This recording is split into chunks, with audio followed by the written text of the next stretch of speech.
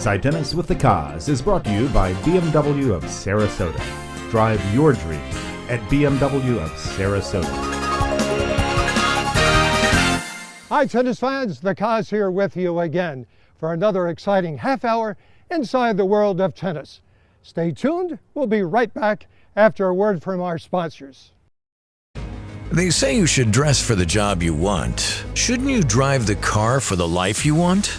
Right now at BMW of Sarasota, experience the luxury you want for less. Like a 320i, only $269 per month. Or an X1, just $299 per month. Everything about you tells your story. Drive a BMW today. You deserve it. BMW of Sarasota. Experience the ultimate difference.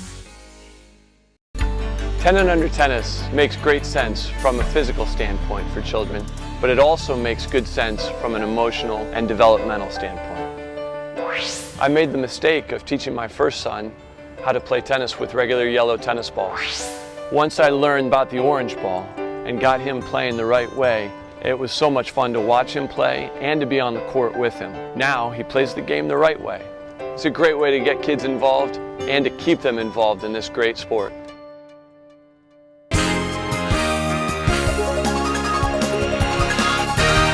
Nick Bollettieri watching Inside Tennis with my man, The Cause. Hi, tennis fans. Welcome to our third episode of Inside Tennis with The Cause, right here on SNN. Wow, did we have a great week out there filming? We spent some time at IMG with our good friend Nick Bollettieri and at United Tennis Academy with Jeff and with Gabby and longtime tennis friend Sandra Kasich. We're eager to share some of those with you on upcoming episodes. And now about today's show. You are not going to believe the number of guests that we're bringing to you today. Well, here it is. Darren Cahill, Mike, Bob, Wayne Bryan, my Polish friend, Agi Ravanska, Simona Halep, Anna Ivanovic, Cliff Drysdale, doubles champions, Daniel Nestor, Eric Bukarak, who is also the current president of the ATP, and Sarasota's coach of the tour, David McPherson. We'll finish out that segment with everyone's girl next door, Mary Jo Fernandez. And then we're going to visit with the game's oldest Hall of Famer, Gardner Malloy, soon to be, listen to this, 102 years old. And I always look forward to our Inside Tennis with the Cause Pro Tip. This week, Paul Letterman. Just a few days after major surgery, Paul's back out there coaching in the chair.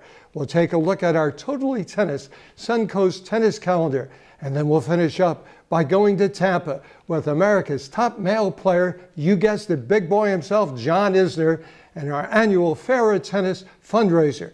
So let's get started with our visit to Miami and the Open and Key Biscayne at the Ritz-Carlton. Gosh, I love tennis. I love watching these matches. This is the Miami ProAm benefiting the Florida Tennis Foundation. We've got 16 of the best doubles players in the world. Really, the 16 top best. 6 in the world? Got the top 6 in the world. Mike and Bob Bryan are here. Daniel Nestor, Nina Zimonjic, Marcelo Melo, Jules Roger. So it's a great event. We have some wonderful AMs. I mean, the Ritz-Carlton is beautiful. And it's always great to see you here. I mean, it's a blast. This is a fun Pro-Am.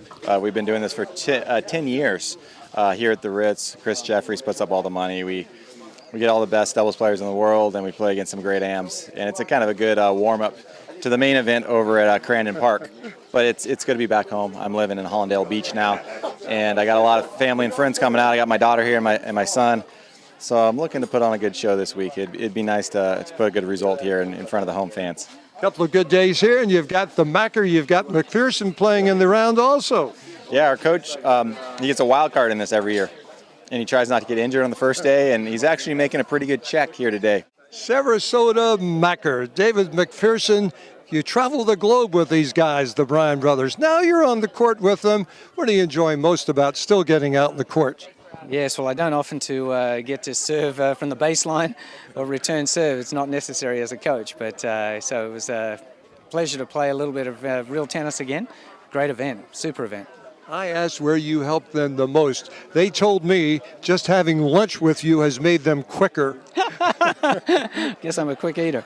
Yeah, no, I mean, we just, they're very professional, and I just try and do everything I can each day to, prepare them well, and hopefully just, be as professional as they are, and it's worked well.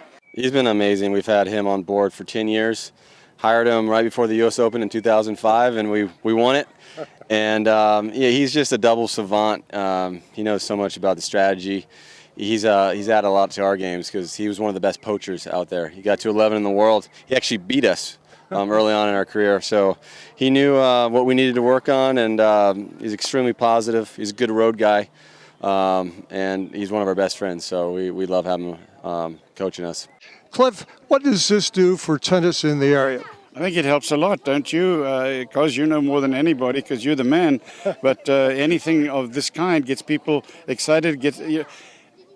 People don't get the opportunity to sit close to the players like they are here, and to see them so up front and personal, and see the way that they hit the ball. They don't really get to see that, and they don't get to interact with them like they do here. That's what makes this so special. How proud are you of the Davis Cup and also what's happening in the men's and the women's side of Canadian tennis? Yeah, I mean, very proud. It's great to be part of it. That's one of the reasons I'm sticking around and playing as long as I have, is the fact that we have a great Davis Cup team, and I really like playing with Vasek in doubles, and he's playing great, and obviously we have one of the best in Milos, and on the women's side, Bouchard is knocking on the door to win majors, so it's never been this good for Canadian tennis, so it's good to be part of it. Everybody envies this guy. You know why? You're in the booth. You're learning from the booth. Now you're on the court sideline coaching one of the best females out there. How much are you still learning, and what do you keep learning?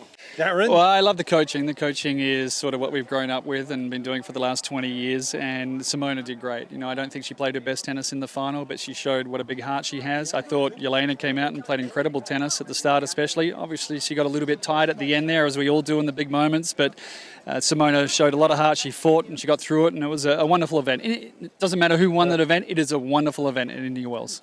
Yeah, it was an amazing tournament for me there, my biggest in my career, and the final was amazing because it was very tough, and she played really well. I didn't play my best, but I was keeping fighting till the end, and that was the most important thing in that match. Still, I didn't play that bad, so I played well, but not my best tennis. Agnieszka, you have put Polish tennis on the map. What does that mean to the Rovanska family? How good does that make you feel? Well, I'm just very happy to be part of the tennis history in Poland.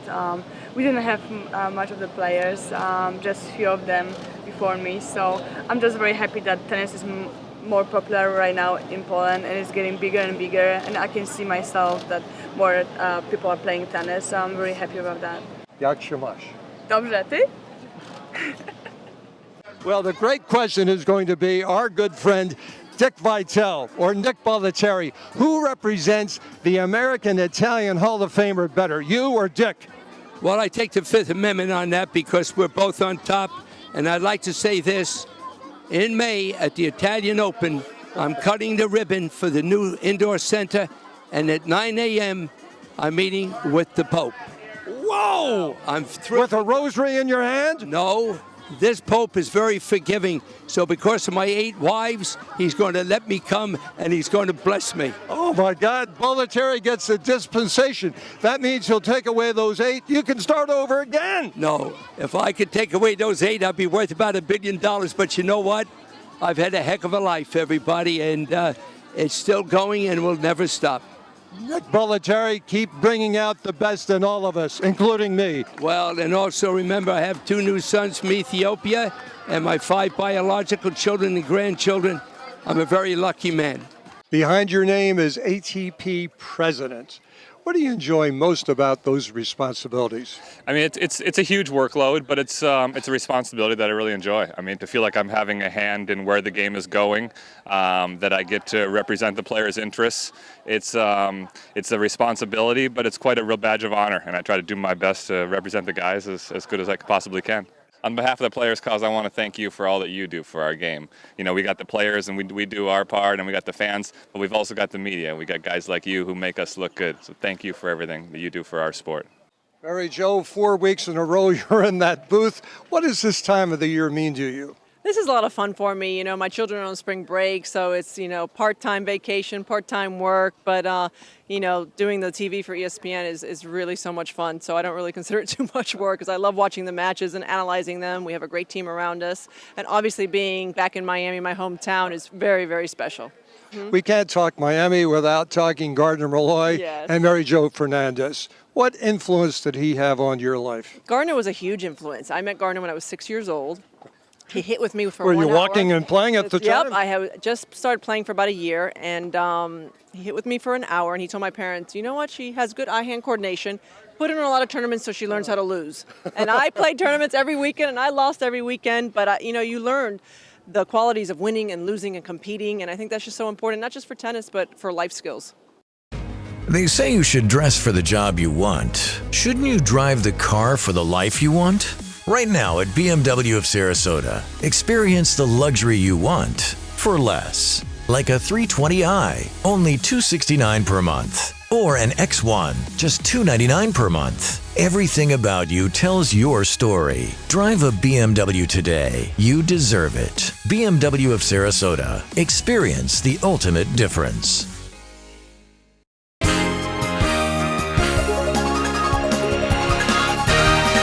Hey tennis fans, welcome back to Inside Tennis with the Cause.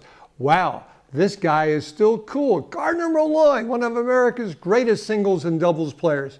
Bob and I were so honored and so proud to be part of the crew coming in to produce this for the International Tennis Hall of Fame. And the tribute was terrific at his century celebration. Let's take a look at some of the tributes.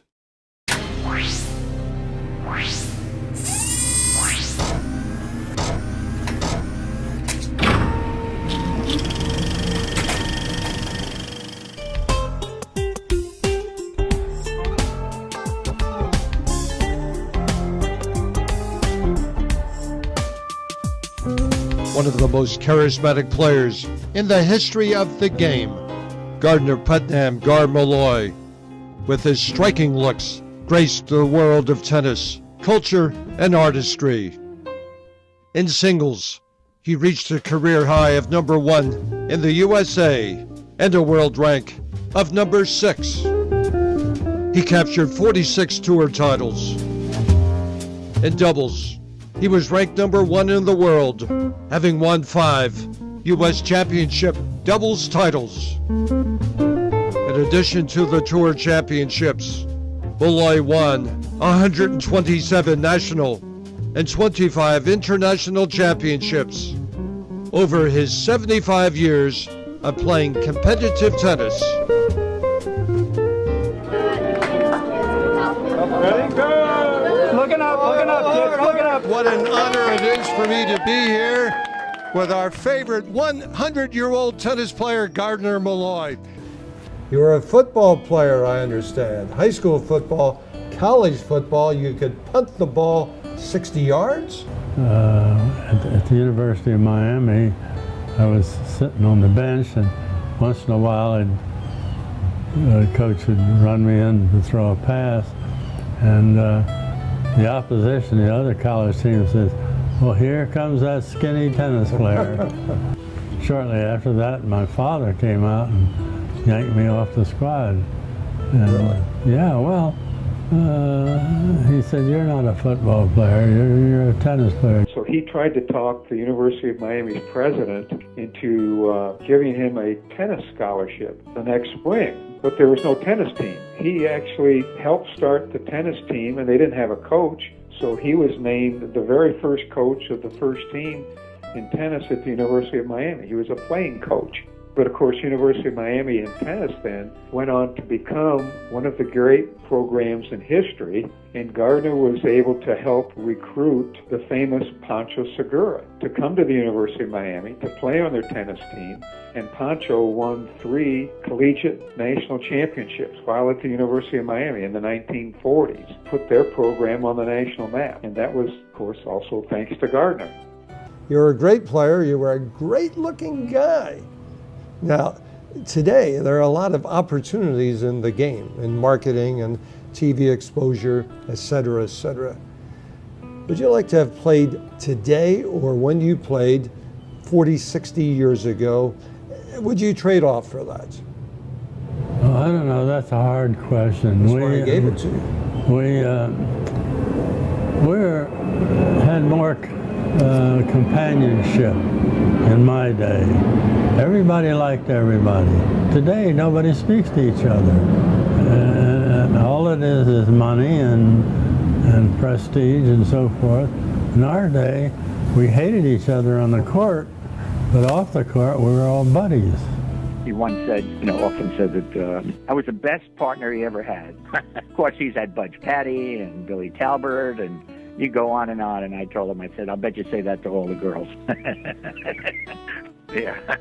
If he were, say, in his 30s or 40s now and still playing, yes, I think he'd be a huge celebrity because of the good looks, of the fact that he did enjoy talking to the media, made himself available. I'm sure he would have had lots of endorsements, would have had a good career as a commentator. He'd be controversial because he loved to say it as it is.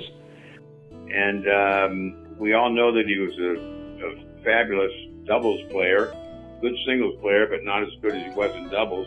He and Bill Talbert won the U.S. championships 4 times. He was a winner at Wimbledon 1 year in doubles. I think he was in his 40s when he did that.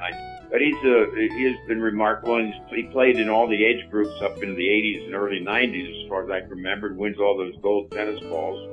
He's won more than 120 gold balls. And you get a gold ball for winning the U.S. National Championship. And he's won more than any other male player, which means he's probably got enough gold to fill up the entire room at Fort Knox. There's nobody even close to him on that.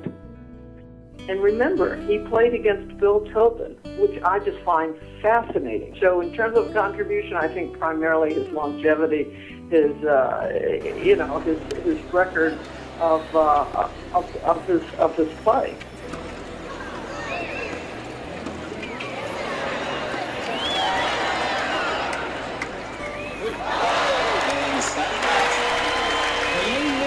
Gardner, Malloy, Dave Carey, and Dolo Cheney. You're all truly inspirations. Thank you.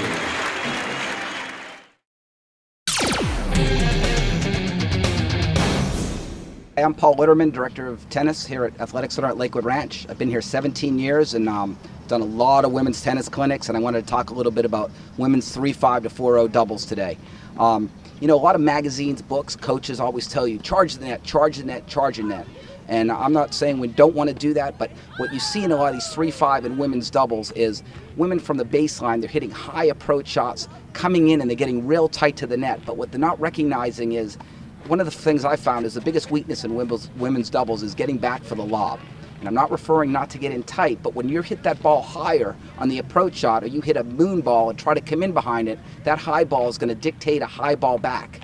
So what I'm suggesting is stopping a little bit earlier, maybe about a step inside the service line, and use that as a transition shot to get to the net, close off that next higher ball, but still being able to defend against the lob and getting back for the lob and being able to attack the lob rather than being defensive on that overhead. So then take that next high shot as an attacking volley, opening up the court for your next ball so then you can get in a little tighter. And that's my tip for today for you women that are 3-5 and 4-0 level that are getting lobbed all the time and don't like getting back for that overhead. Tennis fans, some great events coming up on the Suncoast Totally Tennis calendar. June 27th, Travis Eckert is hosting the Longwood Men's and Women's Open. Also on the 27th, Ty Braswell has a great Level 7 at Laurel Oak. July 11th, Jeff Russell is hosting a Level 7 Players Championship for the boys and girls at United Tennis Academy. July 25, Carey has a Level 7 Classic at Bath & Racket at Celsius Tennis Academy. Also July 25, Travis Eckert is hosting the Longwood Run Open for men's and women's singles and doubles. They say you should dress for the job you want. Shouldn't you drive the car for the life you want? Right now at BMW of Sarasota, experience the luxury you want for less. Like a 320i, only $269 per month. Or an X1, just $299 per month. Everything about you tells your story. Drive a BMW today. You deserve it. BMW of Sarasota. Experience the ultimate difference.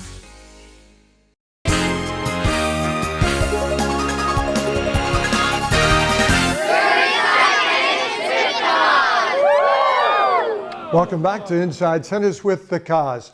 Always great to spend some time with the big guy with the big heart, America's #1, John Isner, at the Farrah fundraiser at Avila Country Club up in Tampa. The 2014 Rousing Farrah Ace for a Cure tennis fundraiser featuring America's #1 player, John Isner, to benefit the Federick's Ataxia Research Alliance, opened with a congenial meet and greet reception with Big John Isner, who reached a career high of #9 in the world in April 2012. Marquee Sunday kicked off with a very fast-moving, action-packed junior training tennis demonstration with the best juniors in the greater Tampa area, conducted by tennis coaches Roberto Garcia and David Kuhlman. Next, the tennis history making happening took place on center court as the first in any tennis fundraising event ever paired two mixed doubles gender college coaching staffs, locking horns as the University of South Florida were taking on the St. Leo University Lions. It was going to be a pride-driven match for Interstate 75 college tennis bragging rights.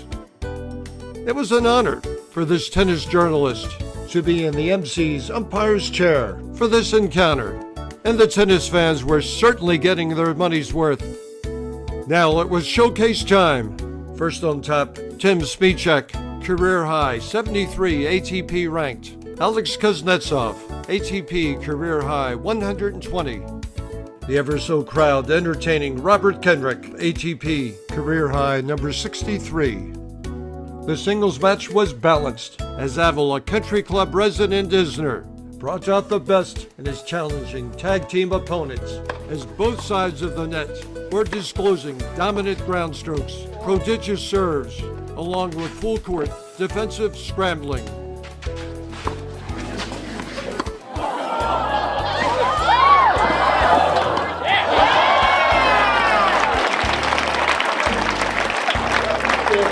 But it was the 6'10" former University of Georgia Goliath as he evinced his neighbors why he reached top 10 world status with booming missile-like serves, along with some lightning speed forehands, accompanied by some prudence and patience, finishing ahead of the field in this entertainingly competitive singles contest. Game, set, match, Isner. Give it up for these guys, ladies and gentlemen. Great job, guys. Well, John's obviously a great guy. He's been very generous with his time, especially at this event. I know he does his own event every year too, so he's a very giving person. Come on, get up! The game seems to be still there. What does charity tennis exhibition mean to you these days? Oh, it's great. I do a lot of events like this. I love to help out. It's good to see these guys and giving back for so many years that I played out there, and then just helping out, and I enjoy it. I'm very good friends with the Avery family. Paul and Suzanne are very close to me, and everyone in this neighborhood supports the cause. Everyone in Tampa supports the cause. People came from all over to watch us play tennis and raise a lot of money. So for me, just to be a small part of the money that Farrah is raising is fantastic. They've raised so much money, and if I can help out in any way, I'm always willing to do it. Rick, what a great event. You're always part of it. What's this mean to you to be part of Farrah? It's outstanding. It's not about us. The truth is, John comes here, gives his time. He's an outstanding person, a great athlete, but really a great guy. He's behind me signing autographs. He sticks here. This is about finding a cure for Friedreich's ataxia. We've got to do that. Farrah is a wonderful organization. It's wonderful to see the whole community come out and really support a family here that we're trying to help. We know the underlying cause of this disease, and we're focusing our research to solve that problem, and every dollar raised here today is going towards that mission. Farrah is the Friedreich's Ataxia Research Alliance, which is what my wife Rachel and I founded 16 years ago. Friedreich's ataxia is a rare neuromuscular disease that attacks almost universally throughout the body. So you lose some hearing, speech, and vision. You get severe scoliosis or curvature of the spine, requiring implantation of metal rods. You lose strength and coordination in all four limbs, so you're usually in a wheelchair by your mid-teens. You have increased risk of diabetes. You also have the most condemning symptom is the cardiovascular symptom. It's the cardiomyopathy that leads to congestive heart failure, which is the reason most of our patients die young, and it's the cause of our son's death. He was diagnosed at age 11, and we lost him at age 24 due to the congestive heart failure. Paul, unfortunately, you only know this disease too well, with some family members being affected. What's it like waiting for the cure? It's taking so much longer. As a parent, you can only imagine how long it takes for this disease to get cured. But our team continues to work at light speed compared to an average drug development time. But it's just, each and every day is just a challenging day as you watch your children decline in capabilities when in this period of their lives they're supposed to be jumping higher and running faster and just becoming stronger and stronger. This cause has created an emotional attachment like I've never felt before. To see the progression and what Farah has done for this disease, the Averys, everybody here, it touches my heart. They are really going strong, and it's a wonderful event, and I'm glad to be a part of it. The cause is very near and dear to my wife and I, and it's just important to us to stay local in community efforts. Paul and Susanna become closer and closer friends to us and their daughters, and it's great to be here. But we've been associated with Farah, I think, for 7 or 8 years now, and it's really nice to see the progress that they've made year after year. It's like tenfold year after year, and we hope that there's a cure soon.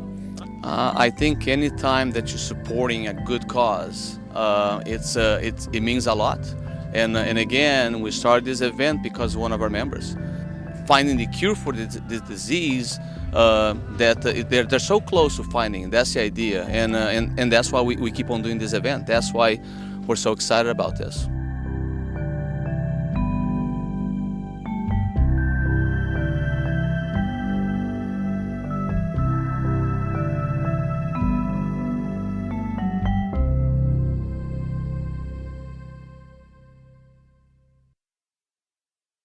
Tennis fans, great to have you with us on Inside Tennis with the Cause. Boy, we love our sponsors, and you will too. Stop in to see them. But until then, remember, in tennis scoring, love means nothing, but love of the game means everything. Keep alive your love of the game. Love you, tennis fans, and we'll see you right here on SNN every Saturday at 2:30. Inside Tennis with the Cause has been brought to you by BMW of Sarasota. Experience the ultimate difference at BMW of Sarasota.